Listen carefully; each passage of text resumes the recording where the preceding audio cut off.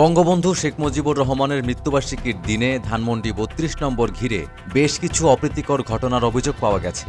শোক জানাতে যাওয়া ব্যক্তিদের ফোন চেক ও তাদের মারধর করার মতো অভিযোগও রয়েছে। এক ব্যক্তিকে প্রায় নগ্ন করে নাচতে বাধ্য করার একটি ভিডিও ভাইরাল হয়েছে সামাজিক যোগাযোগ মাধ্যমে। এসবের সাথে বৈষম্য বিরোধী ছাত্র আন্দোলনের কেউ জড়িত কিনা সে বিষয়ে তদন্ত করা হচ্ছে বলে জানিয়েছেন এর সমন্বয়ক সার্জিস আলম। তিনি বলেন, ১৫ আগস্ট রাজধানীর ধানমন্ডি ৩২ নম্বর সহ বিভিন্ন জায়গায় কিছু অপ্রীতিকর ঘটনা ঘটেছে, যা আমাদের গণঅভ্যুত্থানের স্পিরিটের সাথে যায় না। তাই বঙ্গবন্ধু শেখ মুজিবুর রহমানের বাসভবনে শোক প্রকাশে ঘটে যাওয়া বিতর্কিত কাজ নিয়ে তদন্ত করা হচ্ছে।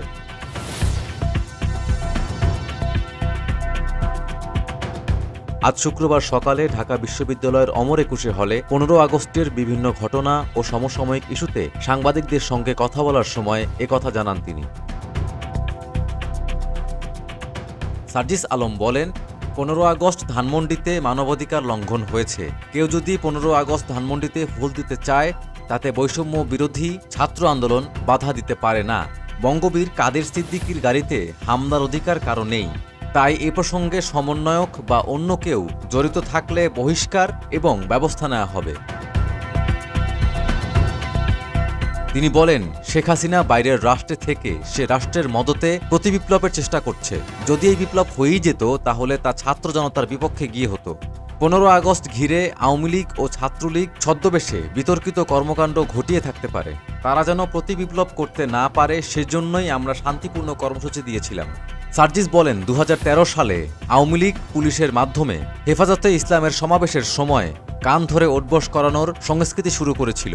তবে গতকাল ১৫ই আগস্ট কান ধরে ওঠবস করানো ও মোবাইল চেক করা সহ ঘটে যাওয়া কিছু কাজ বৈষম্য বিরোধী ছাত্র আন্দোলনের উদ্দেশ্যের সঙ্গে সঙ্গতিপূর্ণ নয়।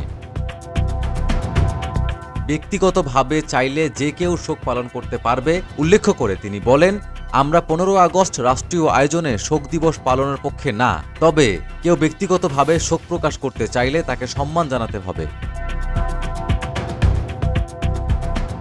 ১৫ আগস্ট ঘিরে আওয়ামী লীগ যেন ঢাকায় অবস্থান নিতে না পারে বা প্রতিবিপ্লবের মতো কিছু ঘটাতে না পারে, সেজন্য বৃহস্পতিবার সর্বাত্মক অবস্থান কর্মসূচি পালনের ঘোষণা দেয় বৈষম্য বিরোধী ছাত্র আন্দোলন।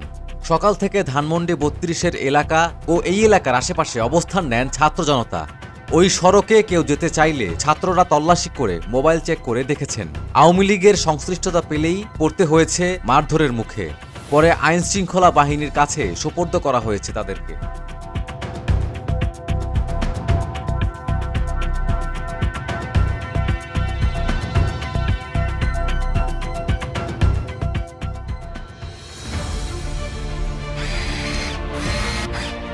আলোতে থাকুন, ফোকাসে থাকুন, হাত রাখুন প্রজন্মের হাতে।